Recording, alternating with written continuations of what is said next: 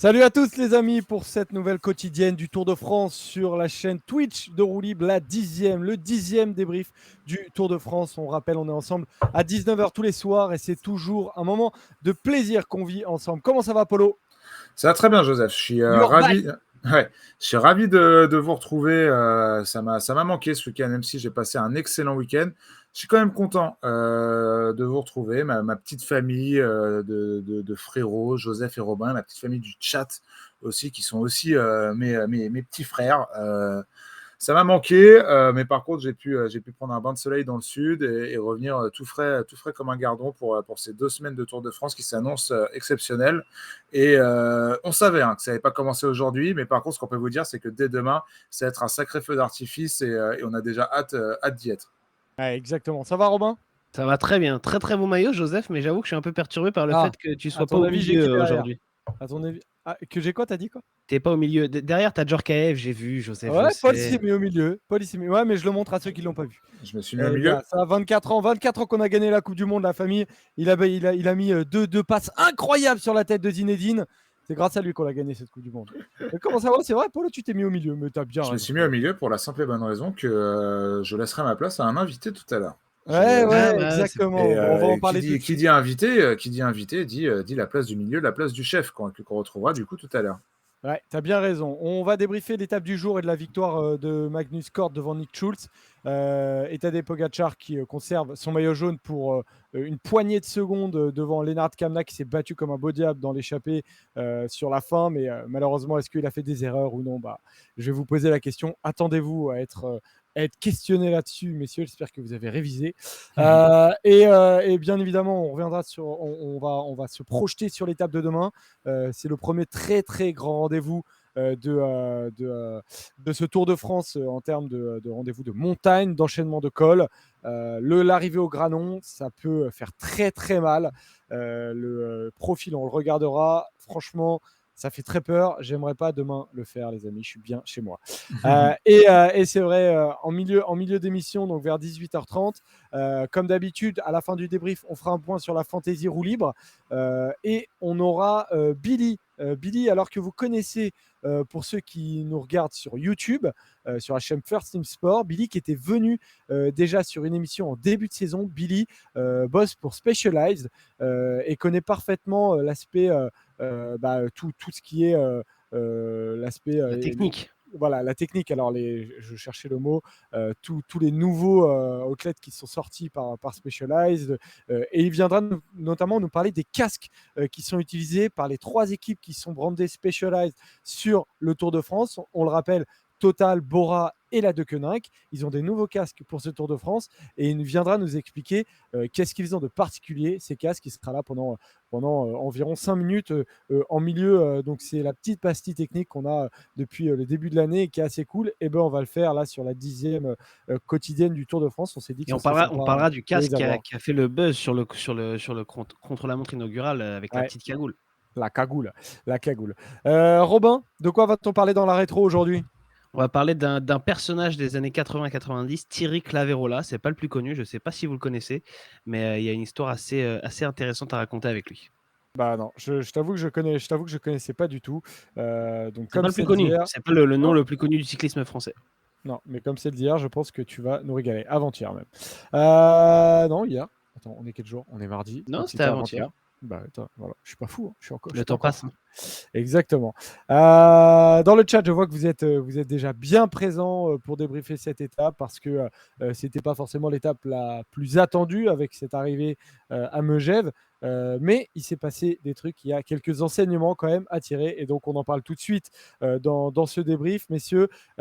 Polo, du coup, j'affiche le classement de l'étape. Magnus Cort Nielsen remporte cette étape devant Nick Schulz et Luis Leon Sanchez qui termine à 7 secondes. Le premier français, c'est Benjamin Thomas pour la Cofidis qui était dans l'emballage final, mais qui n'a pas réussi à adopter la tactique parfaite pour l'emporter. Il était peut-être un peu Il était un oxy, peu mort, ouais. Benjamin Thomas. Et le 10e qui est intéressant, c'est Lennart Kemna. Vous le voyez l'Allemand de Labora, qui termine à 22 secondes. Et les secondes, c'est très important parce que malheureusement pour lui, Lennart Kemna ne termine pas avec le maillot jaune cette étape-là. On verra, on en parlera, savoir lui aussi s'il a fait des erreurs. Mais commençons par Magnus Cort, les gars, pour dire qu'il termine une étape. Il n'y a pas eu d'explication sur les favoris. Mais, je sais pas vous, mais moi j'ai pris du plaisir quand même à regarder. Oui. Excuse-moi, je pensais que tu allais rajouter un truc à ta question, Joseph. Tu Non, puisque as coupé ta phrase de manière très abrupte, c'était un peu surprenant. Et non, oui, c'était important à dire. Alors certes, oui, on n'a pas vu un numéro des grimpeurs en montagne et des coureurs du classement général. On n'a pas vu un Français l'emporter. On n'a pas eu d'énormes chutes. On n'a pas eu de remise en question du classement général. Mais on a eu une magnifique étape. Je pense que cette étape, c'était important de ne pas l'avoir comme une étape de montagne, mais comme une étape pour baroudeur, d'une étape de transition, comme on dit, comme il peut en exister. On avait pris l'habitude, notamment entre les Alpes et les Pyrénées, ou entre les Pyrénées et les Alpes, en fonction du côté où tu arrives. Cette étape, c'était vraiment une étape même pas de moyenne montagne, mais vraiment une étape pour baroudeur. Et à ce petit jeu-là, tu pouvais être sûr que l'échappée allait se jouer la gagne et qu'il allait avoir un gros groupe devant. Et on a vu à quel point ça a bataillé. C'était peut-être le moment le plus intéressant aussi, l'un des moments les plus intéressants de cette étape, de voir à quel point ça a bataillé pour prendre cette échappée, voir les noms qui ont tenté de foutre un peu le bordel. Et d'ailleurs, je pense qu'on pourra en reparler de ça. Quand on voit un Roglic s'immiscer dans un groupe de contre, quelque chose comme ça, des choses comme ça, pardon. C'est intéressant, ça titille un peu notre curiosité de début d'étape, ça nous empêche de nous endormir, et en ça, ça nous a tenu en haleine avec plein d'autres événements pendant cette étape, ça nous a tenu en haleine jusqu'à l'arrivée, et oui, comme tu le dis, Joseph, il n'y a pas eu une énorme bataille pour le classement général, mais on a eu, je trouve, une superbe étape aujourd'hui. Gagné du coup par Kort Nielsen, Robin, qui fait, alors j'ai fait les comptes, du coup j'ai regardé sur PCS, 139 bornes, 129 bornes, 128 bornes, 138 bornes, et aujourd'hui 86 bornes parce que l'échappée met du temps à se former, mais il a fini par aller la chercher. Ouais, je voulais faire une petite aparté, Joseph, est-ce que tu m'autorises? J'adore quand je te demande un truc et que tu dis non. J'adore tes questions rhétoriques, c'est pour ça. Il y a Raoul Dordurant qui dit dans le chat: je viens d'apprendre que Robin a déjà grimpé Marie-Blanc. Donc il faut que j'éclaircisse un petit peu ce point-là, je pense. Oui, j'ai monté Marie-Blanc, mais pas que Marie-Blanc. J'ai monté le Tourmalet plusieurs fois des deux côtés, Hautacam, l'Aspin, l'Aubisque, Pays-Ressourdes, le Portalet, tout ce que vous voulez dans les Pyrénées. J'ai quasiment tout fait. Alors ça se voit pas avec la forme actuelle, quoi. Tu vois, j'ai eu des meilleures périodes, mais oui, j'ai été un grimpeur. J'ai été un grimpeur, il a dit. Désormais, tu vises d'autres étapes, disons. Aujourd'hui, je suis plus un rouleur ou un descendeur. Ouais, plus un descendeur. Ouais, descendeur de pinte surtout, mais pas. J'ai quelques avantages en descente. Ouais, c'est pas Mauric. Hein. Techniquement, je me débrouille parce que j'ai un passé de VTT aussi. Mais par contre, mec, c'est Cadel Evans en fait, le mec. Quoi. Enfin bref, tout ça pour répondre à cette petite question. Pour répondre, Joseph, sur Magnus Cort, franchement, c'est assez plaisant de le voir gagner une étape. Il nous a régalé sur les premiers jours. C'est, je trouve, une belle histoire de le voir gagner, même si j'avoue que j'avais une petite sympathie aussi pour Luis Leon Sanchez dans cette échappée qui me rappelait mes débuts à suivre le vélo il y a 10-15 ans quand il faisait des performances au classement général de Paris-Nice où qu'il allait claquer les étapes qu'il voulait sur le Tour de France.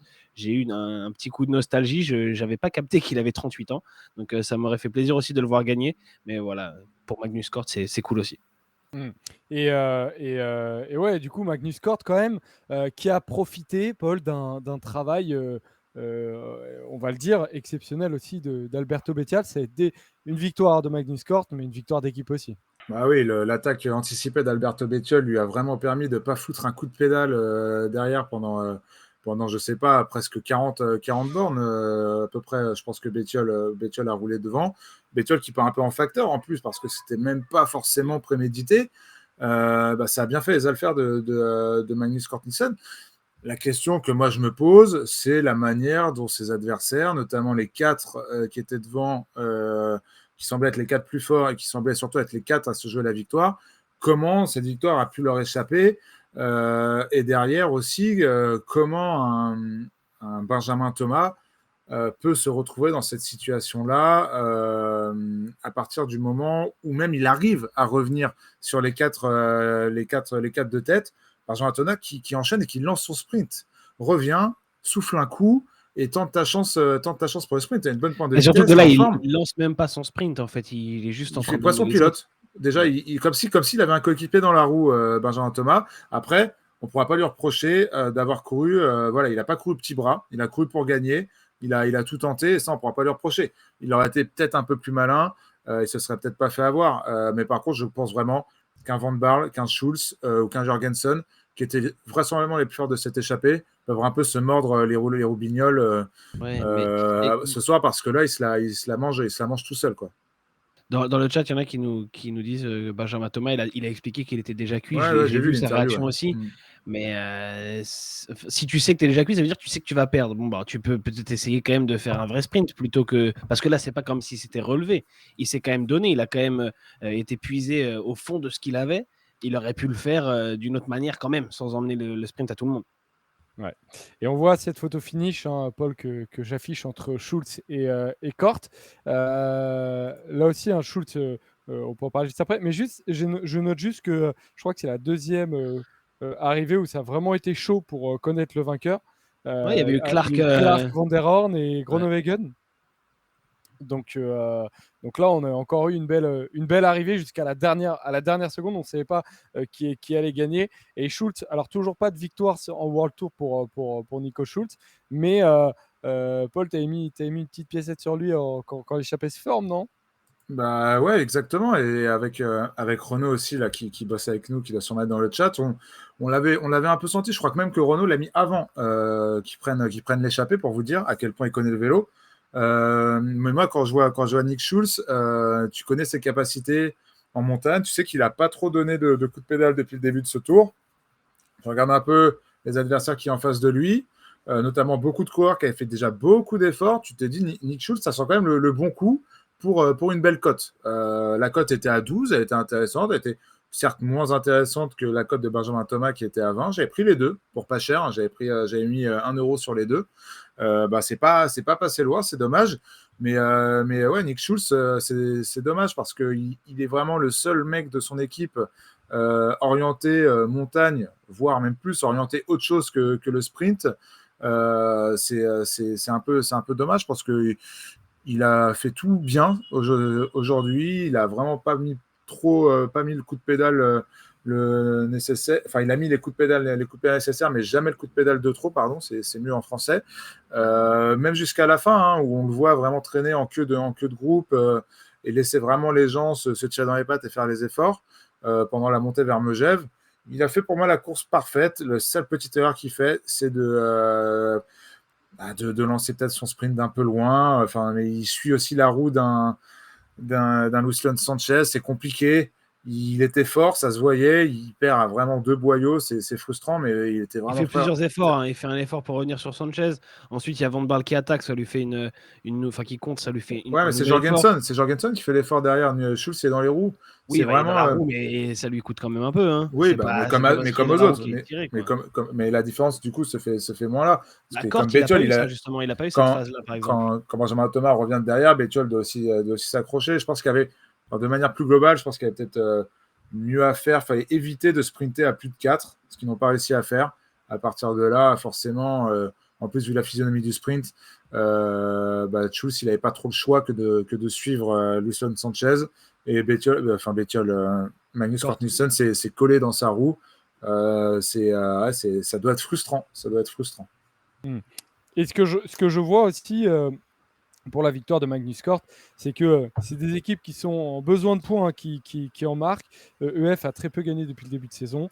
Et là, on a vu Bike Exchange mettre des points, Israël mettre des points. Hier, AG2R, qui n'était pas censé faire un grand Tour de France avec l'abandon de Ben O'Connor, qui finit par mettre de jolis points. On avance pour parler de Lennart Kemna. Il finit par pas reprendre le maillot jaune, Robin. Est-ce que, pour toi, il a fait des erreurs, Lennart Kemna? Pas beaucoup, hein. C'est pas lui qui décide à quel rythme vont rouler les favoris. C'est pas lui non plus tout seul qui décide de l'entente dans l'échappée. Moi, je pense qu'il aurait peut-être pu faire un tout petit peu plus. Allez, ne pas se concentrer sur la victoire d'étape et penser qu'au maillot. Mais je pense que finalement, c'est ce qu'il a fait dans le final. Benjamin Thomas, il explique que quand il y avait le quatuor devant avec Schultz, Van Barle, Jorgensen et Sanchez, c'est Kamna qui roule comme un dératé pour ramener tout le monde. Et Benjamin Thomas dit s'il n'y a pas Kamna, jamais on sprint en fait. On n'est pas dans cette bagarre-là. Et d'ailleurs, Kort Nielsen n'aurait pas gagné cette étape. Donc je pense que Kamna, à ce moment-là, il se dit allez, tant pis pour l'étape, elle est partie. Je ne vais pas attendre que les autres fassent l'effort à ma place, je vais le faire moi-même et je vais essayer de gratter quelques secondes et d'aller chercher ce maillot. Je pense qu'il s'est donné les moyens. Après, est-ce que plus tôt dans l'étape, il aurait pu faire mieux? Je pense que c'était difficile à lire. Il ne comprenait peut-être pas non plus très bien ce qu'était en train de faire UAE. Est-ce que UAE décidait de lui laisser le maillot ou pas?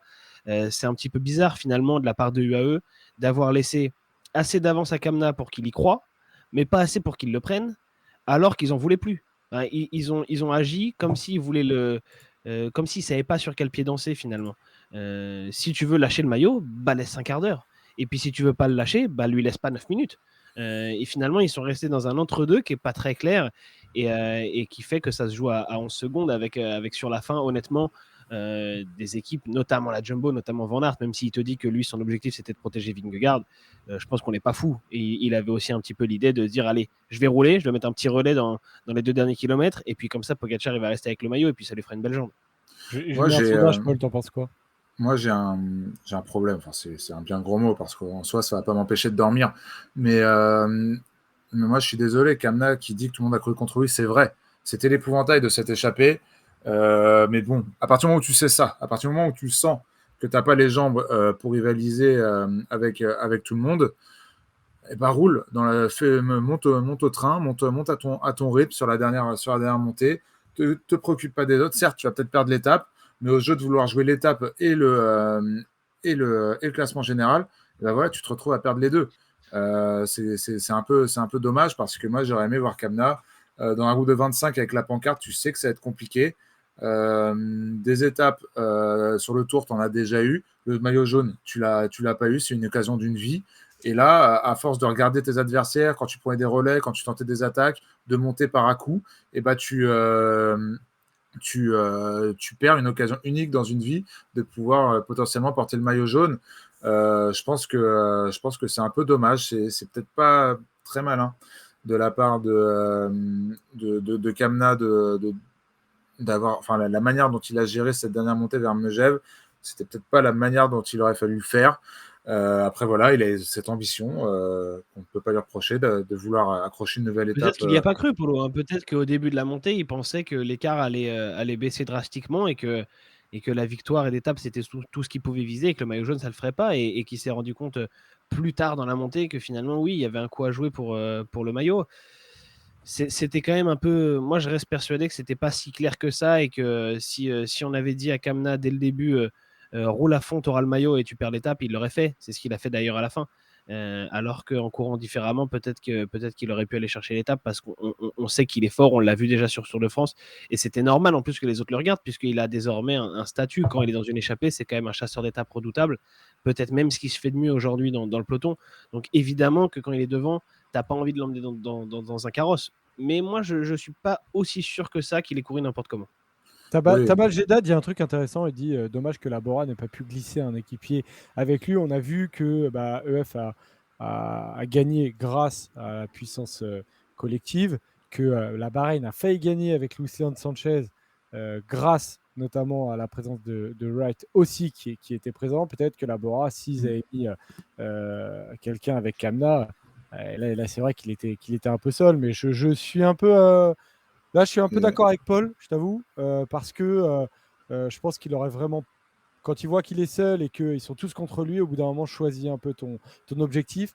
Ou alors, c'est une erreur de cette direction sportive, peut-être de ne pas avoir tranché, en fait, et de ne pas l'avoir un peu guidé. Parce qu'on sait que là-dedans, peut-être qu'ils lui ont dit fais un peu comme tu le sens et tout, et les jeunes coureurs, peut-être qu'ils ont besoin. Ouais, mais regardez, nous, devant la télé, on avait les écarts et tout, et on ne savait pas en fait. Moi, je ne comprenais pas si UAE voulait vraiment laisser le maillot ou pas.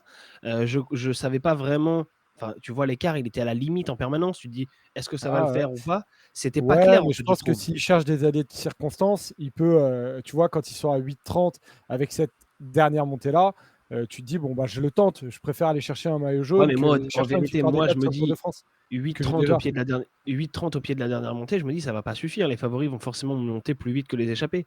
Donc en fait, tu peux te dire au pied de la dernière montée, c'est mort, on va jouer l'étape. Et en fait, tu te rends compte que les favoris sont montés pas plus vite que les Ah, échappés et il que y ça avait, il y a- passe. il y avait 9, en bas, je crois. Ouais, il y avait 8,43 d'écart entre Kamna et Pogacar. Et Et en du coup, bas, il y c'était avait. vraiment très serré en Ouais, fait. ouais, S'il y avait eu 14 minutes en bas, je pense que la question se serait pas posée, tu vois.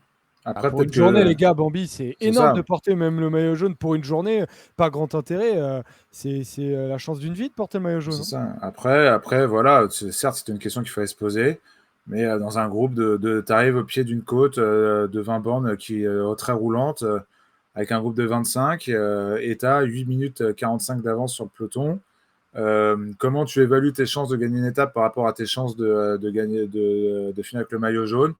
Pour moi, ce petit jeu-là, surtout avec la pancarte qu'il avait, je pense que l'idée de faire son effort dans la dernière montée et d'essayer de viser le maillot jaune, je pense que c'était peut-être le plus rationnel à faire. C'était peut-être pas le plus facile à choisir, surtout dans le feu de l'action et dans le feu de l'étape. Mais en tout cas, après coup, c'est un peu plus facile aussi à dire quand on voit la physionomie. Tu te dis que c'était peut-être pas mal parce que même avec l'accélération de la jumbo sur les derniers kilomètres, tu viens mourir à 12 secondes du maillot jaune. Il y avait peut-être une autre fin possible pour Kamna sur cette étape. C'est un peu frustrant, mais je te rejoins aussi, Robin, sur l'idée que tout n'était pas clair comme de l'eau de roche au pied de Megève. Donc, des regrets, il en aura ce soir. Mais bon, visiblement, il a tout donné, Il que ce finit soit pour éclaté, gagner hein. Il l'étape. finit, il a plus Ah rien. bah bien Non, mais c'est sûr, clair. non, mais il a tout donné, hein, pour faire ce qu'il fait. En tout Mais cas, à vouloir sauter Kamnat, sur tous les coups, à ouais, c'est vouloir clair. jouer avec les autres, tu perds de l'afflux physique, nerveux. Enfin bref, écoute, de toute façon, c'est un de remuer la question, de remuer le couteau dans la plaie pour l'Allemand. De toute façon, c'est trop tard. Kamna a-t-il eu tort de viser étape et jaune? Vous avez répondu oui à 55%, ce qui m'emmène à la question du coup, Paul, est-ce que tu peux afficher le classement général? Pogacar sauve son maillot jaune pour 11 secondes. Il a même fait le sprint à la fin. Donc, bon, c'était pas tout à fait clair, effectivement, ce que voulait faire le Team UAE et même Pogacar qui finit par à la fin, je ne sais pas s'il avait les écarts parfaits Il a en dit qu'il voulait tête. le lâcher, hein. Enfin, il a dit. Ouais, Ah ouais. À demi-mot, il a dit ça aurait pas été un problème de ça lâcher le aurait pas maillot été un aujourd'hui. problème. Bon, il finit Mais quand ce qui est même incroyable, par c'est faire que le coup. Romain Est-ce Bardet le qu'il dit en fait une interview. erreur? Parce que c'est plus ça la question. Est-ce qu'il fait une erreur de ne pas lâcher le maillot jaune aujourd'hui, selon toi? Parce qu'on rappelle que Ça l'aurait Bennett n'est soulagé. plus là. Maïka, alors, a l'air de bien aller, mais a le Covid, mais avec une charge virale qui n'est pas assez importante pour se faire virer. Un peu comme Baumgörgels, en fait, en début de tour. Il a pu Ouais. faire le Tour de France parce qu'il avait une charge virale qui était relativement basse, enfin, en dessous de la législation pour participer au Tour de France. Aujourd'hui, on a vu qu'en début d'étape, quand ça a envoyé, Hirschi a été lâché, Soler a été dans le dur. D'ailleurs, Soler, sur le moment où il y a les manifestations, on a vu qu'il est carrément descendu du vélo, qu'il s'est assis. Je ne sais pas si c'est révélateur de quoi que ce soit, mais on a vu une équipe UAE quand même qui, sur un début d'étape relativement rapide, a commencé à être décimée et effectivement, on ne voyait pas tout à fait ce qui se passait, mais un Roglic qui se portait aux avant-postes et donc une Team UAE qui était un peu en situation un peu de faiblesse. Donc, est-ce que à ce moment-là, tu t'es Ouais. dit, bah, aujourd'hui, il faut qu'il le lâche, son maillot jaune? Bah, le truc, c'est que même s'il le lâche, tu te dis qu'il le récupère demain. Donc, il n'allait pas le lâcher pour très très longtemps. À moins qu'il laisse vraiment beaucoup de temps d'avance à Lennart Kamna. Mais quand tu vois les références de Kamna, il peut très bien se débrouiller sur beaucoup de profils d'étapes différents. Mais je pense quand même qu'au Granon, ça va être compliqué pour tenir la route Pogacar. Donc, il aurait fallu lui laisser un certain matelas pour s'assurer de lâcher le maillot plusieurs jours.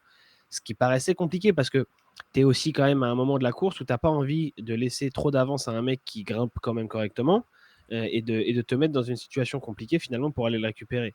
Bon, je pense que j'ai l'impression que UAE a un peu eu cette peur-là de laisser trop de marge à un Lennart Kamna. Moi, je pense honnêtement qu'il y en a beaucoup de la marge entre toutes les étapes de montagne qui arrivent dans les Alpes, puis dans les Pyrénées, puis le contre-la-montre. Je pense que même si Kamna aujourd'hui il avait 5 minutes d'avance, il n'y aurait vraiment pas le feu.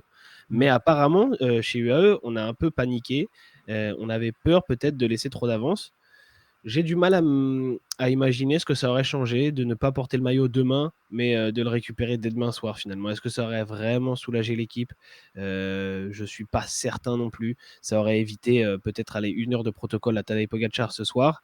Mais au-delà de ça, est-ce que véritablement ça aurait libéré l'équipe UAE demain de la défense du maillot jaune? Est-ce que vraiment l'équipe Bora se serait mise à la planche complètement pour ce maillot, alors que tu as quand même Vlasov qui certes a eu un mauvais début de tour, mais n'est pas complètement encore hors jeu.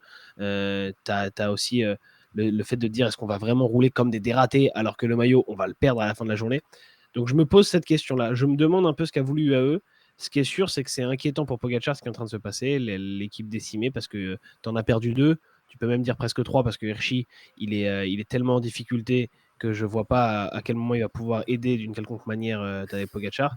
Donc il te reste 3 coéquipiers, McNulty, Maika et Soler. Et c'est, à part Maika, c'est des coureurs, tu as quand même des petites incertitudes sur leur niveau en très haute montagne, sur leur régularité plutôt. McNulty, par exemple, on a vu que sur l'étape de dimanche, il n'était pas non plus au top, quoi. Non, pour revenir là-dessus, je pense à un exemple concret. Roglic a tenté d'attaquer ce matin. Il fallait le suivre. Ça, que le team UAE ait le maillot jaune ou pas, si demain Roglic prend l'échappée, même si j'imagine plutôt Roglic prendre l'échappée après-demain parce que le début d'étape est bien plus compliqué, si Roglic prend l'échappée ou un concurrent au classement général tente quelque chose dans l'échappée matinale, parce que voilà, c'est ça, avoir le maillot jaune, c'est contrôler jusqu'à ce que ton coureur pour le classement général se retrouve sur un terrain de prédilection et fasse parler ses qualités, surtout celle de Pogacar.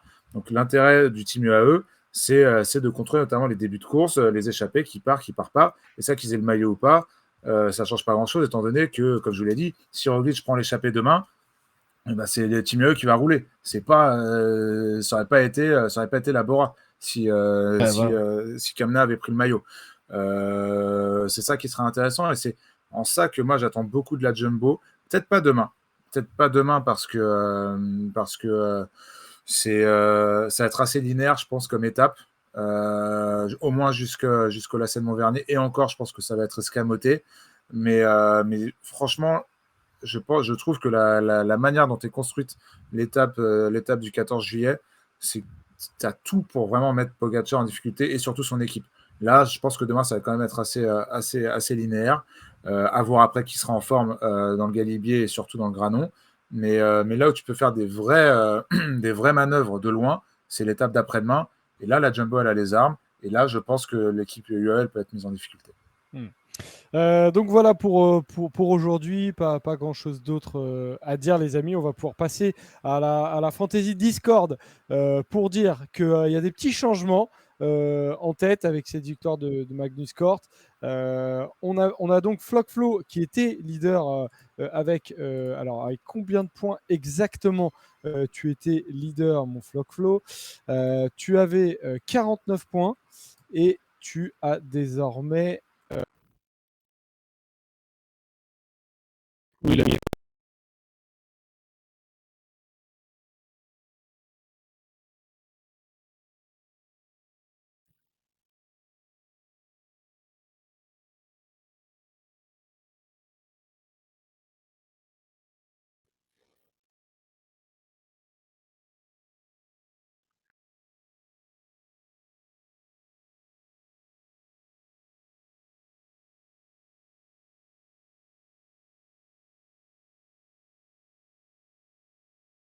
Quand Paul ou moi parle, ou est-ce que c'est Normalement, pour tout le Normalement, monde? je comprends pas ce qui se passe. Normalement, ça Ouais, c'est doit plus aller que là. moi. Si, Allô, normalement, c'est revenu. non, est-ce que c'est revenu? Ah, c'est que moi. C'est bon, c'est revenu. Ouais, mais je Et comprends pas moi, pourquoi. est-ce que vous m'entendez, moi? Ouais, c'est bon. Dites Joseph, ok. Merci les gars. Je comprends pas. Je comprends pas ce qui s'est passé. Mais si, Cyclo Gogo, j'ai toujours un œil sur le chat. J'ai vu tout de suite quand vous avez dit son. J'ai prévenu les gars, mais ça mettait quelques secondes Moi, à j'avoue que se régler. je regardais dans le Discord. Bon, tout va bien, tant mieux. Vous en êtes où, vous, les gars, du coup, Robin? Parce que toi, tu étais bien placé. Alors, nous, Ouais, avec moi Paul, on a j'ai. pris des tirs, donc on reparlera Ouais, de nous on a pris des tirs, mais quand ça on, sert à rien.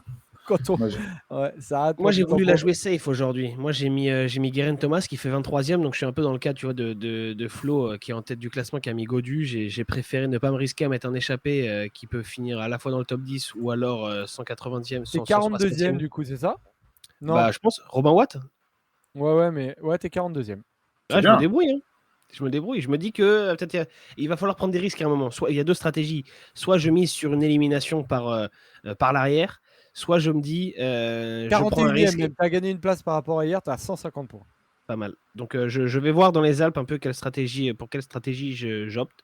C'est les jours où il y a les échappés que ça se joue. Soit tu mets un favori et t'assures une 10-15e place, 20e place, soit tu mets un échappé et t'essaies d'aller chercher le top 1. Quoi. Ouais. Bon, on va suivre ça avec impatience. Tu sais qui tu veux mettre déjà demain ou pas? Ouais, demain je vais mettre Jonas Vingard. Ok. D'accord. Oh. Ça commence à lâcher les grosses cartes. Ça, hein, la- et ça tout. lâche, Oui, moi ça lâche- ça lâche j'ai les déjà blazes. utilisé Pogacar, moi. Bah les gars, c'est la 11e étape. Hein. À un moment, il faut les mettre. Hein. Ouais, clairement, t'as raison.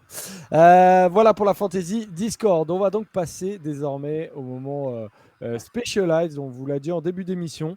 Donc Polo va se remplacer, va s'auto-remplacer. C'est un coach Ouais. joueur magnifique qui va donc se remplacer par Billy. Donc Polo, quand tu veux, tu peux te remplacer par Billy.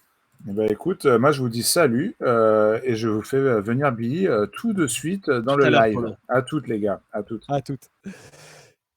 Et donc on va voir Billy remplacer Polo au milieu du live pendant que Polo voilà. Ouais, Joseph nous a fait une Schultz. Ouais, c'est un peu ça malheureusement.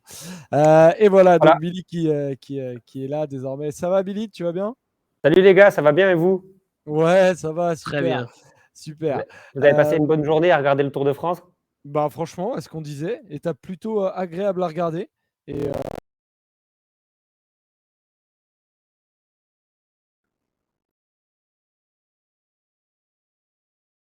Le début du Tour en général, toutes les étapes elles sont prenantes, il se passe tous les jours des trucs, c'est hyper stratégique. Franchement, c'est vraiment bon art à regarder quoi. ouais. Alors apparemment, il y a un problème de son. Alors Polo, de ton côté, est-ce que tu peux regarder si Oh, Polo, c'est là, bon? qu'est-ce qui se C'est bon, passe? c'est là, c'est de retour, c'est de retour. Tout est bon.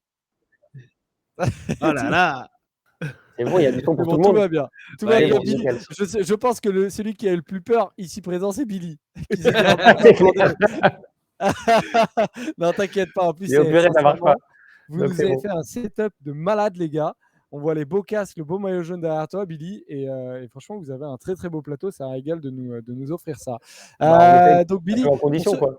ouais, c'est clair. Ah, franchement, regarde, beau plan, il y a une réal et tout. Franchement, bravo les gars. Pour ceux qui ne t'ont pas vu sur notre émission YouTube ou quand tu étais venu avec le nouveau tarmac, Billy, est-ce que tu peux nous rappeler un peu ce que tu fais pour Specialized?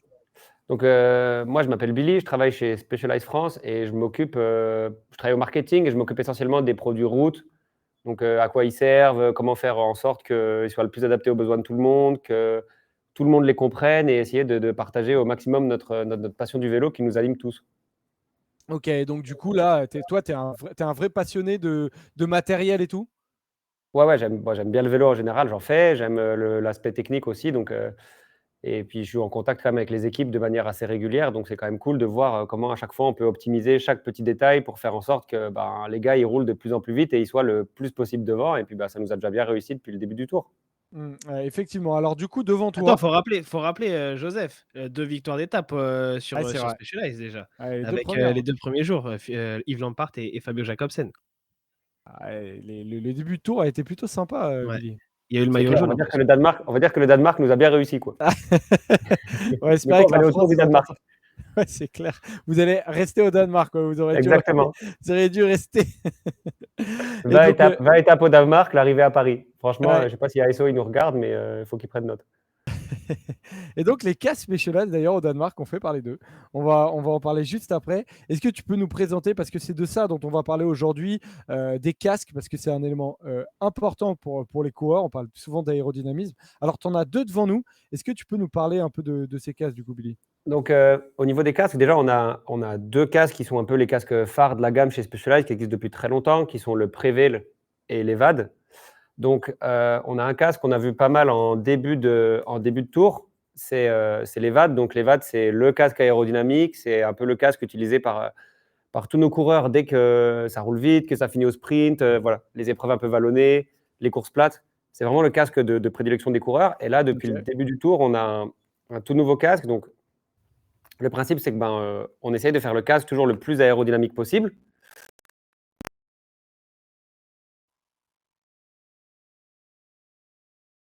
Et sortir de son casque pour qu'il puisse au maximum en fait, refroidir sa tête et son corps. Donc là, sur le nouveau casque, on n'a pas gagné en aéro. On a un casque qui est aussi rapide que l'ancien casque. Par contre, on a vraiment amélioré les qualités en termes de flux d'air au travers du casque, donc par les évents qui se trouvent devant et par le diffuseur qui se trouve à l'arrière, pour refroidir au maximum la tête du coureur. Parce qu'en fait, c'est le même principe qu'une voiture. On peut avoir le meilleur moteur du monde, si on le met en surchauffe, on va diminuer ses performances. Et avec un coureur cycliste, c'est pareil. Donc c'est pour ça que la ventilation des casques, c'est un point super important. Et on a en plus retravaillé à l'intérieur du casque, je ne sais pas si vous arrivez bien à voir, mais on a un nouveau système MIPS. Donc MIPS, c'est un système qu'on met sur les casques pour qu'en cas de chute, le casque il puisse tourner sur la tête du coureur. Et là, on a un nouveau système MIPS qui s'appelle le MIPS Air Node. Et en fait, ce MIPS, il a une particularité, c'est que voilà, il est très fin et minimaliste au niveau du casque. Par contre, il augmente ses qualités et ça nous permet d'avoir des notes de sécurité super importantes sur les casques parce qu'on voit aussi aujourd'hui à la vitesse à laquelle ça roule sur les courses, c'est super important de prendre soin de nos coureurs. Ça veut dire quoi le casque qui tourne sur la tête? Même question. En fait, un casque classique, quand tu n'as pas le système MIPS, quand tu le mets sur ta tête et que tu tombes, il emmène ton crâne en rotation. Alors qu'ici, les inserts, alors je vais essayer de vous montrer. Les inserts, ils bougent dans le casque de gauche à droite. Ouais. Et du coup, ça permet en fait au casque, si je le mets si ma main à l'intérieur, c'est ma tête, en cas de chute, le casque, il peut légèrement venir faire un mouvement de rotation sur le crâne. Ouais. Et du coup, ça préserve énormément le cerveau des chocs entre le cerveau et la boîte crânienne. D'accord, ok. Donc, c'est la fameuse technologie MIPS, c'est le petit autocollant jaune qu'on retrouve sur plein de casques. Et ça, c'est quelque chose qu'on a depuis quelques années maintenant dans nos casques. Et là, on en a un nouveau, donc qui garde toutes ses propriétés de sécurité, mais qui est encore plus aéré. Et c'est le casque avec lequel Jacobsen a gagné, c'est ça? Voilà, c'est le casque avec lequel Jacobsen a gagné au sprint la deuxième étape du Tour. Et par contre, pour une journée comme aujourd'hui, on a la troisième itération du Prevail. Donc le Prevail, c'est le casque un peu de montagne. Et ici, en fait, on a une nouvelle prouesse un petit peu technologique quand même, c'est qu'on n'a plus de structure du casque, de pont en mousse EPS entre les montants du casque. On n'a que les petits fils d'aramide qu'on peut voir ici. Donc, du coup, ça permet d'avoir un casque où on a énormément augmenté la ventilation du casque pour les journées chaudes, les journées en montagne. Ça peut servir cette année. Exactement. Et en plus, encore une fois, comme la sécurité, c'est super important, on a développé une cage en aramide. Donc, ce qu'on voit dépasser ici entre les montants du casque, c'est de l'aramide. Et en fait, on a une intégralité structurelle. Ça veut dire que cette coque en aramide, on ne peut pas la séparer en morceaux en cas de chute ou d'impact. Donc, on a ouvert le casque, mais tout en gardant des propriétés de sécurité super importantes pour les athlètes. Donc voilà, pour une journée, là, quand on annonce 40 degrés, on a clairement de l'air qui passe dans son casque. Encore une fois, on peut refroidir la tête du coureur. C'est super important pour lui pour maintenir des efforts de haute intensité. D'accord. Alors, question du coup, Billy, ces casques-là, est-ce qu'ils sont déjà en vente oui. Et combien ils coûtent? Donc, ils coûtent 330 € et ils sont en vente soit chez votre vendeur Specialized qui se trouve à proximité de chez vous, et on a aussi quelques casques en vente sur notre site internet.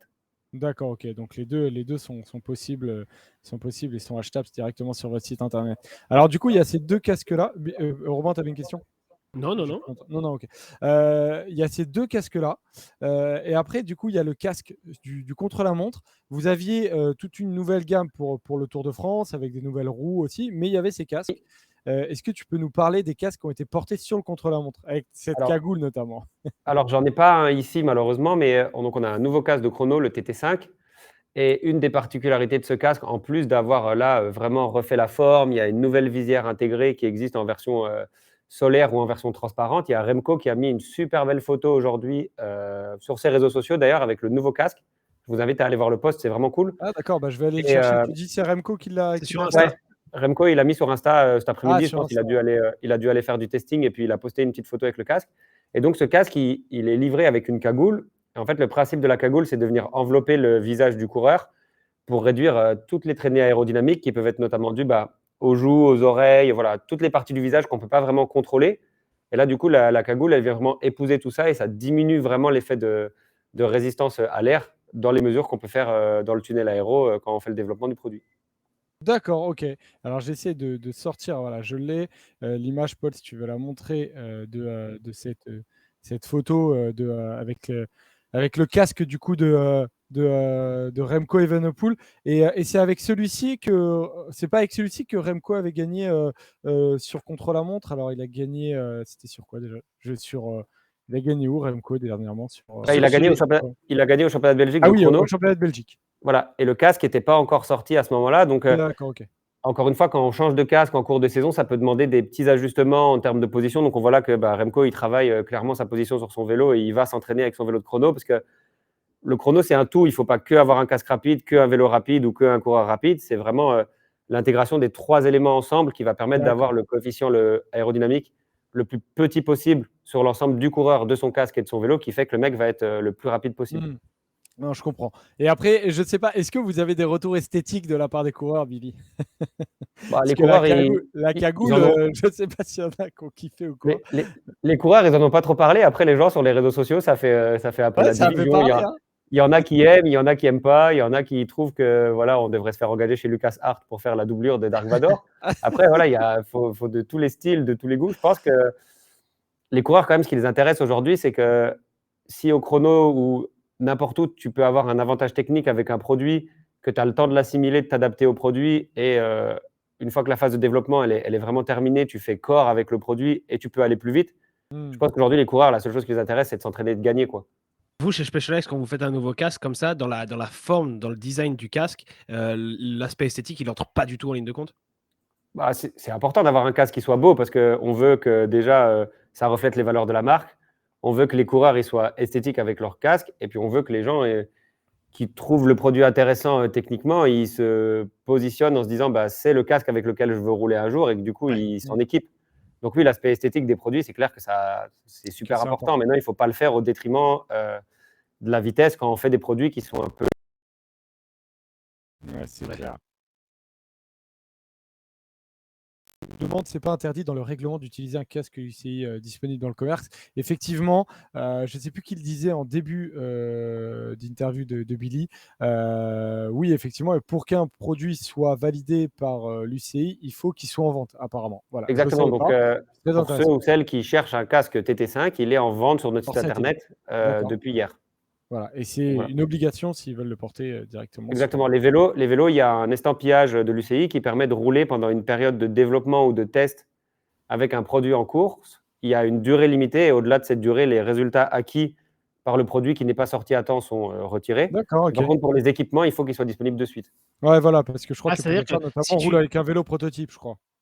Par exemple, Pogacar, il roule avec un vélo que tu ne peux pas acheter. Ouais, voilà, c'est ça. Et ça veut dire que si tu roules avec un vélo qui n'est pas dispo dans le commerce et que tu ne l'as pas mis dans le commerce à la fin de la période qui t'a été autorisée et que tu as gagné le Tour de France ou Paris-Roubaix avec, on va te retirer ta victoire? Normalement, si on respecte le règlement, oui.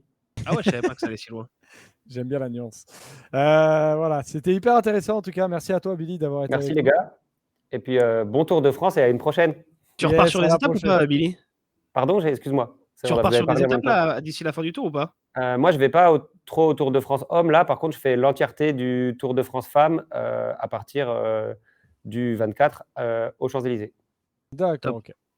Et vous voyez un beau gros plan sur la tête de Billy qui nous régale. Merci à toi, Billy, d'avoir été avec nous. Merci les gars, bonne soirée, à plus. C'était un plaisir. Merci, Billy. À la prochaine, ciao, ciao. Et Polo, donc, qui va faire son retour après cette pastille Specialized, où on en apprend des belles encore une fois. On vous l'avait dit que ces pastilles techniques, c'est vraiment sympa. Et on souhaite évidemment un bon Tour de France femme à Billy. Ce sera évidemment il y a la grosse équipe sur le Tour femme. Il y a SD Works qui est équipé par Specialized et qui a une armade. Ouais, exactement.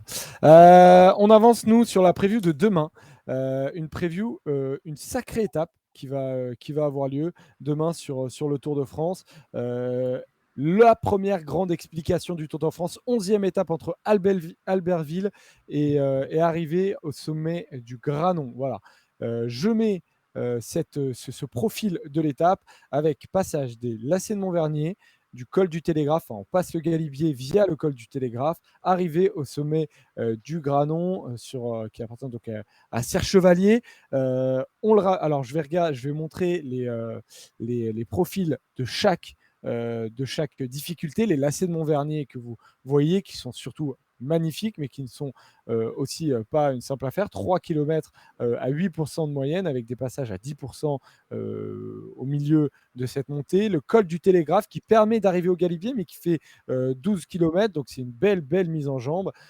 Et on aura donc le col du Galibier, qui est un col extrêmement difficile, car il est très long et il arrive très haut, à 2629 mètres d'altitude. Si vous n'êtes jamais passé là-bas, sachez que c'est extrêmement dur, que c'est un manque d'oxygène et que c'est très très dur de monter là-haut. Je peux en attester.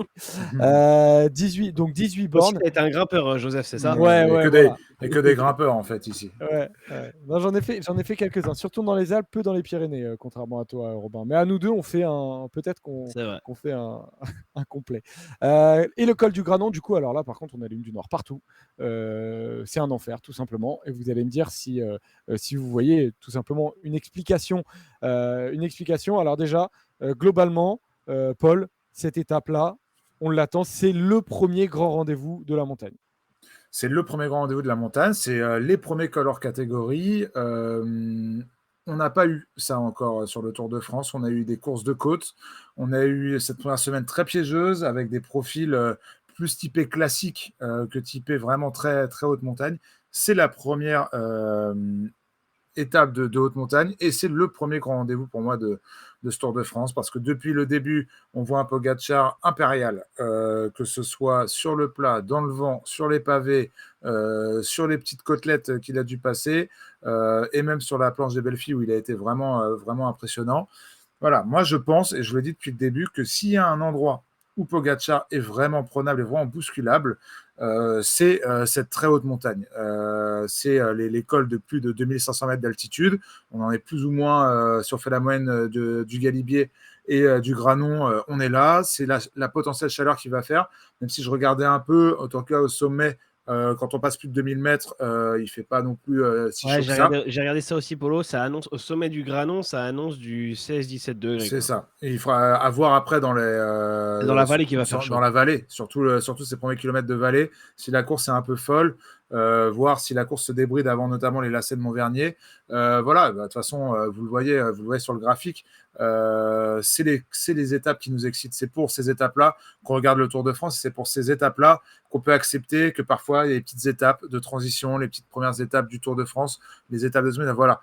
Là, on a mangé notre pain noir. On a eu quand même de très belles étapes depuis le début du Tour, il faut le dire. Mais là, c'est quand même le premier grand rendez-vous. Je suis hyper excité. Ça monte doucement parce que là, quand on s'en parlait, je pense que demain matin, en me réveillant, quand on se retrouvera sur Winamax tous ensemble à 11h, on va être excité comme des puces. Et puis surtout, penser à l'après-midi qu'on va passer, ça va être extraordinaire. Première question, elle est posée dans le chat. Est-ce que, Robin, pour toi, le Galibier va être escamoté? Ça va dépendre, pour moi, de deux équipes, Ineos et Jumbo. On a vu aujourd'hui, Polo l'a très rapidement dit, on a eu un Roglic qui a essayé de se glisser dans un coup. Alors, ce qui est marrant, c'est que Pogačar a expliqué à l'arrivée qu'il n'avait même pas vu, il s'en était pas rendu compte. Il se trouve que ce coup-là a été vite repris. Mais ça va dépendre pour moi de ça. Alors, le problème, entre guillemets, c'est la longue descente du Galibier par ce côté-là, qu'on voit très bien sur le profil de l'étape. C'est long pour aller du sommet du Galibier jusqu'au bas du col du Granon. Il va falloir être plusieurs. Tu ne pourras pas y aller tout seul. Moi, je pense qu'il y a une opportunité. Après, est-ce qu'ils vont la saisir? Il y a Jonas Vingegaard qui disait hier pendant la journée de repos, on a un plan. Il disait, on va attaquer dans les prochains jours. On a un plan depuis le départ et pour l'instant, il n'a pas changé. Mais évidemment, je ne vais pas vous le dévoiler. Et j'ai l'impression un petit peu d'être revenu à l'époque de l'équipe CSC ou Saxo Bank avec les frères Schleck, entraînés par Bjarne et Alberto Contador en face, avec les frères Schleck qui disaient on a un plan pour battre Alberto Contador et qui finalement n'y sont jamais arrivés. Et on a souvent eu l'impression qu'on devait attendre une éternité pour avoir ce plan et que souvent le plan c'était d'attaquer sur la dernière étape de montagne. Donc j'espère que le plan de Jumbo-Visma c'est pas le même. Et en tout cas, Vingegaard donne un peu d'espoir quand il dit on a un plan. Soit il est un grand bluffeur, mais je ne suis pas sûr que ça fasse très peur à Pogačar, soit ils ont vraiment quelque chose en tête et j'attends de voir ce que ça va être. Peut-être que c'était un peu dès aujourd'hui avec Roglic tenter de le mettre devant et si c'est ça, peut-être qu'il retentera de nouveau demain, c'est-à-dire partir potentiellement dans cette fin d'ascension du Galibier, faire la descente ensuite et aider Vingegaard dans le Granon. C'est vrai que Arthur le dit en plus, quand Roglic gagne à Serre-Chevalier, il passe le Galibier seul en tête et Ouais. connaît la descente, connaît la montée. Bon, ça remonte, hein, ça remonte à une époque où Primoz découvrait le vélo, était déjà très fort, mais ne jouait pas encore le classement général. Moi, c'est la vraie bonne question, parce que tu as aussi quand même le spectre de cette étape du lendemain, et on sait que parfois, notamment pour des coureurs ou des équipes peut-être un peu plus petits bras, on se méfie beaucoup du lendemain, notamment ce départ de Briançon, enfin le côté Galibier par Briançon. Tu vas direct, même si c'est pas le plus dur par le Lotaret, tu seras quand même direct en montagne. Ce sera très dur de contrôler, ça peut partir à tout va. Peut-être que justement Ineos et Jumbo prévoient leur coup plutôt à cette étape. C'est la vraie bonne question. Après, j'imagine mal, surtout avec ce qu'on annonce et avec la forme de Vingegaard, j'imagine mal Jumbo ne rien tenter déjà dès le col du Galipier. Si, comme tu le dis, Robin, si on veut amener dans un fauteuil Tadej Pogačar sans tenter de le bousculer, eh ben oui, faisons la course à 3 km du sommet du Granon et on verra qui est le plus fort. Et à ce jeu-là, peut-être que Vingegaard reprendra 3 secondes de bonif parce qu'il battra peut-être au sprint Moi, je Pogačar. pense qu'ils vont se tirer la bourre demain. Bah, j'espère, mais j'espère que ça commencera, si ça doit commencer au Granon, que ça commence pas à 3 bornes. Parce que je ne sais pas trop ce qui va se passer dans le Galibier. De ce côté-là, c'est quand même un peu plus complexe que de l'autre côté. Mais il y a le terrain de jeu. Il y a le terrain de jeu. Moi, Et là, il n'y a pas crois pas d'excuse. trop au truc de tu n'as qu'une seule cartouche à mettre pendant tout le Tour de France. Et... Non, c'est pas ce que je te dis. Non, mais pas toi, pas du tout toi, mais Ah, c'est pardon. un peu des fois le truc que je vois dans le chat, Jean-Mur qui dit qu'il faudra bien choisir son coup. Ou parfois je vois sur les réseaux des réactions de voilà, il faudra au bon moment être là. En fait, pour moi, il faut tenter plusieurs fois et tu sais pas quel jour sera le jour un peu moins bien de Tadej Pogačar, le jour où ses équipiers seront peut-être un petit peu moins bien. Voilà, il faut y aller, il faut tenter. Voilà, Cyclo-Gogo qui dit en mode Jay Hindley sur le Giro. Il se trouve que pour Hindley, ça a marché, mais en fait, s'il avait attaqué 3 jours avant, il aurait peut-être aussi gagné ce Giro. C'est un petit peu facile à analyser après coup de se dire il a attaqué sur la dernière ascension et c'était ça qu'il fallait faire. Ça se trouve, il était juste plus fort que les autres et peu importe quand il attaquait, il gagnait.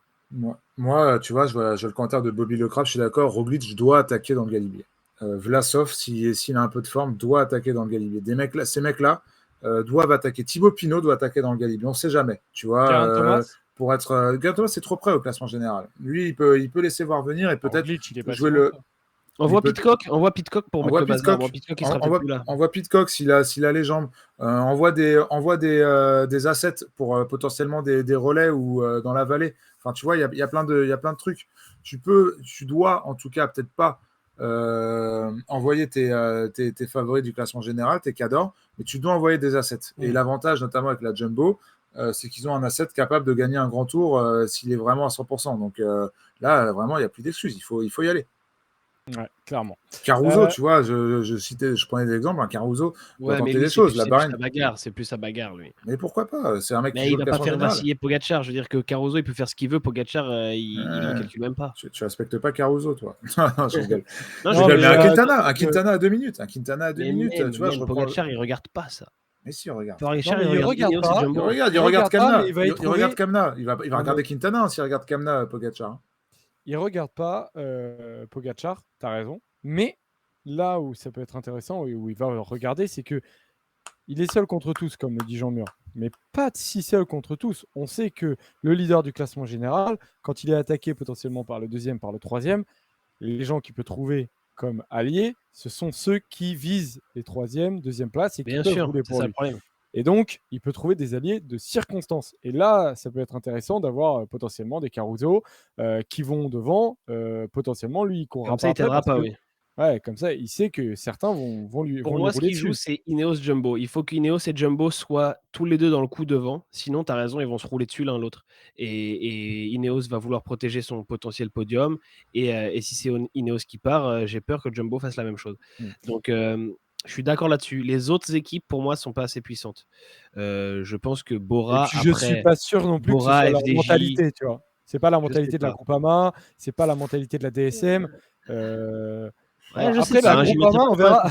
Moi, je suis pas d'accord avec ça. Moi, je pense que c'est leur mentalité. C'est des mecs qui sont venus pour jouer un podium, voire mieux. Ouais, moi je pense que Si, Groupama il roule. si c'est vraiment leur objectif, demain il y a des choses à mettre en place. On a rarement été confronté à un Français qui visait vraiment le podium. Et souvent, Parce que les Français ont rarement eu l'équipe pour, Joseph. Oui, c'est pas un jugement, mais on a souvent en France énormément critiqué ceux qui protégeaient un peu celui qui gagnait facilement et donc qui empêchaient le deuxième, troisième d'aller chercher une victoire et qui se battaient pour un podium. Et ça a énervé en France. Les attitudes de masse, des mecs comme ça. Sauf que là, on va voir un Godu. Donc moi, je suis assez, j'attends patiemment l'attitude que ces gens-là vont avoir envers un Godu qui potentiellement peut faire le jeu d'un Pogacar. Quand Bardet jouait le podium, Bardet n'avait pas une équipe où il était encore entouré dans ces moments-là. Là, la différence, c'est que Ineos et Jumbo, ils ont de telles équipes qu'ils auront la main-d'œuvre pour rouler s'ils veulent. S'ils veulent protéger une place, ils pourront. S'il reste demain 15 coureurs, il y aura plusieurs Jumbo, il y aura plusieurs Ineos. Les autres équipes, c'est pas sûr qu'ils soient à plusieurs. Il y aura peut-être aussi 2 ou 3 UAE, mais le reste, Groupama FDJ, s'ils sont 2, ils seront déjà contents. Bora, pareil. Movistar, il y aura que Mas. Et Arkea, il y aura sans doute que Quintana. Et en fait, pour toutes ces équipes-là, qui sont placées, mais quand même un petit peu plus loin, elles n'auront pas la main-d'œuvre pour rouler si jamais. Ils ne pourront pas rouler sur Jumbo ou sur Ineos. Alors que Jumbo et Ineos peuvent se rouler sur l'un et sur l'autre selon comment ils la jouent. Alors j'espère qu'ils ne le feront pas. Ineos nous a beaucoup vendu sa nouvelle philosophie de on n'est pas des épiciers, on fait le spectacle. Ok, montrez-le nous. Jumbo Visma, ils nous disent qu'ils viennent pour gagner le Tour de France. Donc j'espère aussi qu'ils ne vont pas se bagarrer et rouler pour sauver une deuxième place, parce que c'est pas ça l'objectif de Jumbo Visma sur ce tour. Donc j'espère qu'on n'aura pas cette situation-là. Et puis demain, on ne demande pas forcément tout de suite à Godu, à Bardet ou à d'autres de se dévoiler. On demande de faire peser la course avec et même un Vingegaard. Je pense à un Vingegaard. Moi, ce que je disais, envoie tes soldats. Envoie Thibaut Pinot, envoie Roglic, envoie Pidcock. Et fous un peu la merde, quoi. Même sans que toi et ta garde rapprochée aient à en pâtir. Godu, il sera avec Storer, peut-être Genietz, peut-être Madouas en fonction des formes. Vingegaard aura sa garde rapprochée avec notamment Sepkus. Et je pense qu'on va découvrir des nouveaux grimpeurs chez cette équipe aussi de Jumbo-Visma à partir de demain. Voilà, ça n'empêche pas de tenter des trucs et surtout de foutre un peu la pagaille chez UAE et Pogacar sans que ça implique des risques pour tes coureurs. Parce que oui, si on a cette vision-là, il est peut-être encore un peu tôt pour que des outsiders se dévoilent très loin de l'arrivée. Donc voilà pour l'état de demain. Je voulais juste rajouter un truc, Joseph. Très attendu, vas-y. Sur l'altitude, c'est la deuxième arrivée la plus haute de l'histoire du Tour après le Galibier en 2011 où était arrivé vainqueur Andy Schleck. Donc voilà, c'est quand même très très rare d'avoir une arrivée à 2400 mètres d'altitude. Ah ouais, et en plus, le col du Granon, c'est seulement. C'est la deuxième fois qu'on y arrive. La deuxième fois. La première, c'était en 86. Ouais. Victoire de Chozas. Et Hinault qui perd le maillot jaune. Non, c'est une arrivée rare. C'est une arrivée rare et surtout, c'est rare d'arriver aussi haut. Comme je te dis, c'est arrivé qu'une seule fois, c'était le Galibier. Ouais, effectivement. Donc voilà pour le col du Granon demain qui devrait nous assurer du spectacle. Mais bon, on ne sait jamais sur le Tour de France. On sait que c'est la vérité, c'est demain et pas avant. On ne sait jamais ce qui va se passer. On enchaîne du coup aujourd'hui sur la rétro de Robin. Robin, tu vas nous parler de Thierry Claverola. Non, ce n'est pas le représentant syndical chez Air France de la CGT. Non, c'est bien un coureur professionnel et qui a une très belle carrière. En tout cas, Romain, tu vas nous en parler parce qu'il a une histoire à raconter, Thierry Claverola. Exactement. Alors, je vous en parle aujourd'hui parce que Thierry Claverola, il a gagné à Morzine en 1991 et qu'aujourd'hui, on est parti de Morzine. Et l'idée, c'était de vous raconter l'histoire de ce coureur un peu particulier. Alors que, si je ne me trompe pas, on a un nouvel habillage pour cette chronique. Ouais, mais il faut que Joseph change la photo. Parce que je ne peux pas la mettre avec le profil du Galibier et du col du Granon. J'étais en train de lui écrire le texto. Non, mais moi je pars pas tant qu'il n'y a pas le nouvel habillage. De toute façon. Hop, le voilà, Thierry Claverola. Du coup, Claverola a une histoire. En plus, je l'attendais le plan moi aussi. On aurait pu l'attendre longtemps. Donc Thierry Claverola, il est Wow. Pardon. C'est vrai. Ah, j'ai pas compris pourquoi tu me cries. Ah, par contre, on a disparu, Polo. Ah oui, je vous l'ai dit, les Ouais, gars, vous il n'y êtes avait plus plus, il là. y avait plus de place Là, pour moi, nous. je pensais qu'on allait être petit. Bon, on sera en mode radio. Vas-y, mon Romain, je t'arrête de t'embêter.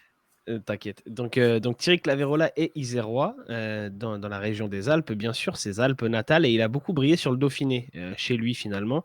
Il s'y révèle en 86, à déjà 27 ans, en remportant 2 étapes et en terminant deuxième du général, donc révélation tardive. Et on découvre alors le grimpeur qu'il est, j'ai envie de te dire presque un petit peu comme moi dans les Pyrénées, tu vois.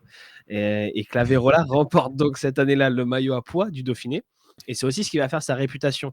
Il est rarement leader de l'équipe. Il est à l'époque chez RMO, vous le voyez sur la photo, parce que chez RMO, il y a Charlie Motet, qui est un leader, lui, pour le coup, très réputé, donc qui prend souvent le costume de numéro 1. Mais Claverola, lui, se montre d'une autre manière en jouant très souvent les classements de la montagne, et ça devient un peu sa spécialité. Sur le Dauphiné, il a remporté 5 fois le maillot à pois, dont 4 années de suite entre 90 et 93. Et il dira: le classement de la montagne de Châteauroux-Limoges, aujourd'hui, ça fait rigoler, mais moi, j'en suis fier parce que je sais la sueur que ça m'a coûté. C'est vraiment son truc à lui, les classements de la montagne. Et du coup, en 90, Claverola claque une première étape à Saint-Gervais-Mont-Blanc, donc sur le Tour de France. Ouais, c'est pas encore du coup l'étape de Morzine dont je vous ai parlé tout à l'heure, mais c'est sa première récompense, on va dire, sur la plus grande course du monde, le Tour de France. Le même jour, il s'empare en plus du maillot à pois et il va plus le lâcher jusqu'à Paris.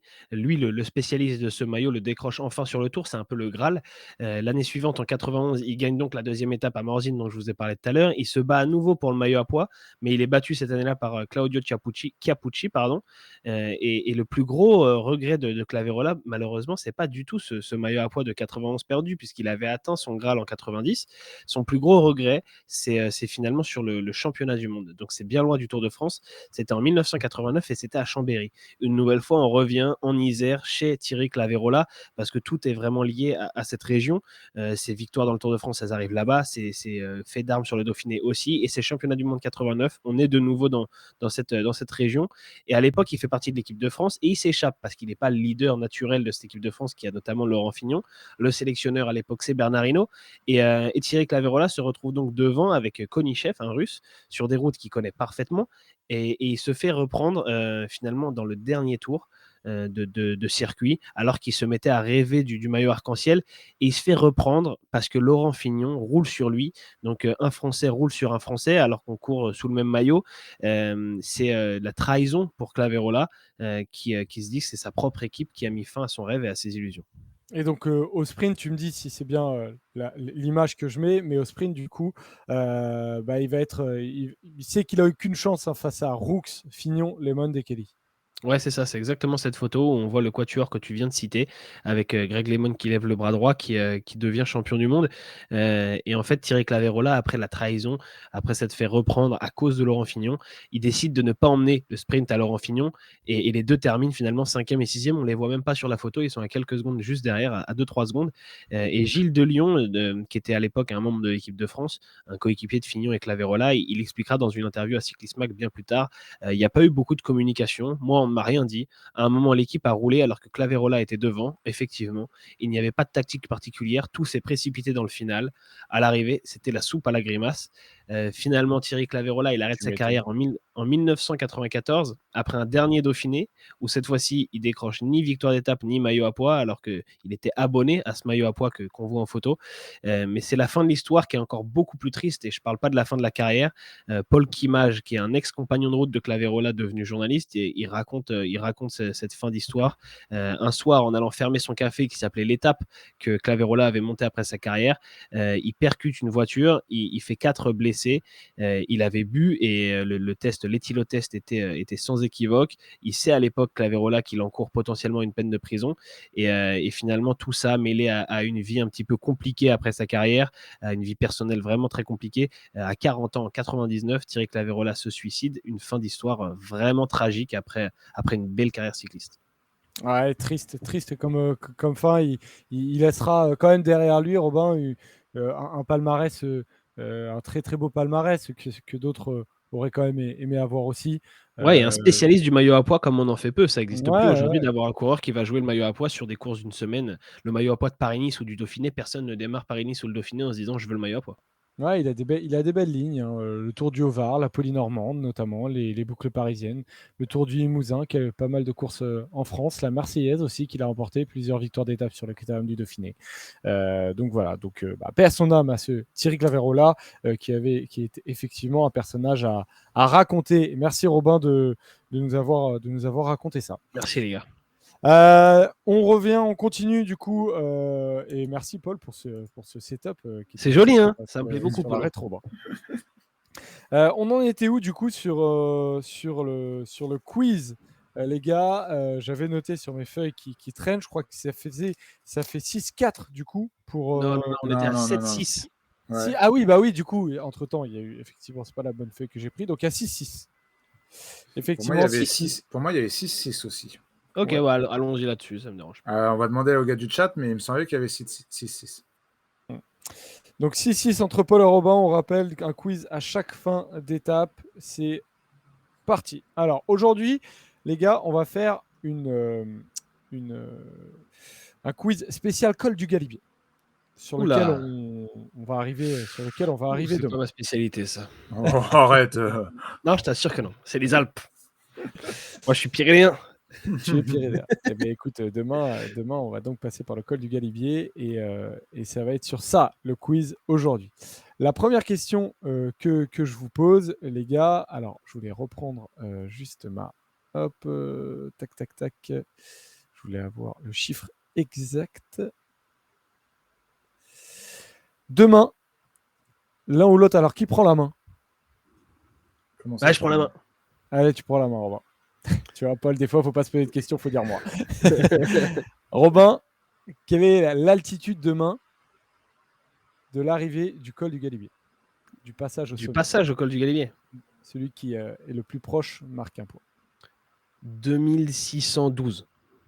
2612. Ok. Paul? J'aurais dit à peu près pareil, je vais dire 2615. 2615. Eh bien, bravo, Paul, c'est toi le plus proche. C'est combien? 2625. Ouais, bon, c'est de la réussite. T'as pas pris la main, Bien joué, hein, Ouais. ça permet de se repérer un peu plus. Deuxième question. Qui a un souvenir de rapidité, qui a un souvenir en haut du Galibier? Qui a un Henri souvenir? Desgranges. Ah Voilà. putain, j'ai pas compris la question. Écoute, Paul l'a comprise. La première, c'est lui qui a été lent. La deuxième, c'est toi. Un partout entre vous deux, les gars. Non, il y a 2-0. Il y a 2-0. Ah bah oui, c'est vrai, t'as raison. Eh oui. Je suis déjà largué à partir du... C'est quand même compliqué. Pareil, je vais vous poser une question sur qui prend la main. Allez, du coup, ça va être Paul qui va Vas-y, répondre je en prends la main. C'est sport. Combien de fois le Tour de France, Paul, est-il passé par le Galibier? 82. Ok. Robin? C'est moins que ça, c'est sûr, parce que le record, c'est que Tourmalet 84, donc je vais dire juste 81. Putain, je crois que j'ai confondu avec le Tourmalet, je crois. Je vais dire juste 81 et je sais que j'ai gagné. Putain. Donc, ouais, c'est vrai, t'as gagné, mais c'est beaucoup moins, les gars. C'est 37. Ouais, mais je sais que j'ai confondu avec le Tourmalet qui était à 82, 84. My bad. Qu'est-ce qu'il y a, Tony the Cyclist? Il me dit attention. Alors oui, j'ai pris le chiffre annoncé sur PCS. Bon, voilà, c'était pour le quiz. Alors je ne sais pas exactement. Je me suis peut-être trompé une fois. 1632. Bon, voilà. En tout cas, je sais que Paul était le plus proche. Ça fait 2-1 du coup pour Robin. Non, pour Paul. Oui, pour Paul. Putain. Allez, je sais. Du coup, question de rapidité. Qui est passé en dernier au sommet du col du Galibier? Roglic. Non. Ça, c'est en 2017. Moi, je demande en 2019.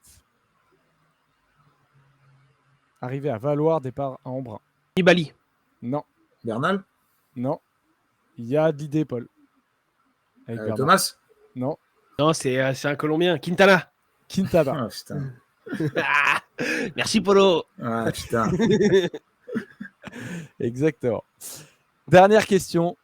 2-2. Et oui, Bardet est 2-2. pas loin en plus derrière. Putain, j'ai confondu les étapes. Dernière question, messieurs. Arrivé au sommet du col du Galibier, la seule en 2011. Schleck. Vous savez?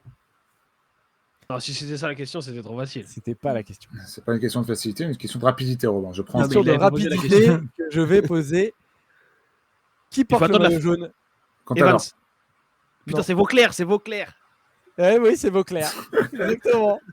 Mais oui, mais je Exactement. confonds encore une fois, mais Exactement, Robin. je confonds encore avec le Tourmalet. C'est catastrophique. Gros, je confonds avec le Tourmalet en 2010. Je te dis Contador, c'est catastrophique. Je le sais que c'est Vauclair. Putain, oh, la chèvre, quoi. Je donne le point. Et j'ai quand même dit Exactement. Evans au tout début. Mec, pendant tout le quiz, il a confondu le Galibier et le Tourmalet, quoi. Mais Polo, t'es un Pyrénéen. Mais ouais, bah visiblement, comme toi, Robin. Ah, donc ça fait 7-6 pour Robin sur les comptes du Tour de France global avec cette victoire 3-2. 7-6, même 8-6 parce que c'est une Ah, victoire merci, sèche. j'attendais. C'est une victoire sèche, exactement. Victoire Donc, honnête. 8-6 pour Robin. Ah ouais, victoire. Ah, putain. Il y a eu quelques victoires malhonnêtes du côté de Robin aussi, mais bon, on aime beaucoup. On Oui, aime beaucoup des ça. deux côtés. C'est ça qu'on aime dans le quiz du Tour de France. Bravo, Robin. Merci Merci, Polo, Polo. merci Robin. Du coup, on se retrouve demain, comme d'habitude, à 19h. Et on le rappelle pour ceux qui avaient raté l'info, désormais sur Winamax, on est en direct à partir de 11h et plus 10h. Donc, si vous voulez suivre sur Winamax notre émission, c'est à partir de 11h jusqu'à midi. Et donc, on se retrouve, nous, ici, demain, à partir de midi, les gars. À partir de 19h. De 19h. Allez, Joseph. Hein. Il est temps d'aller se reposer pour Jojo. Ciao, ciao, bonne soirée, les amis. Salut Ciao. les gars. Bye. À demain.